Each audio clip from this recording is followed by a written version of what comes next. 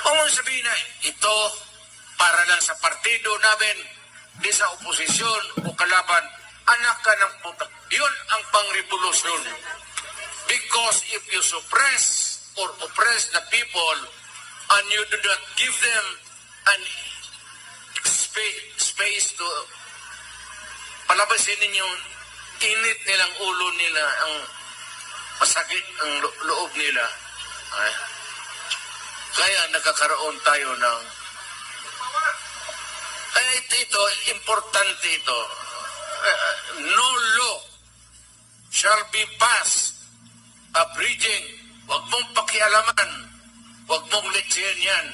The freedom of speech. Hindi ka pwedeng mapagilan. Pag sumubra ka, malaybel ka. Alam mo, kung dito ngayon, magsalita ako, hindi mo ako tawagin mga Duterte.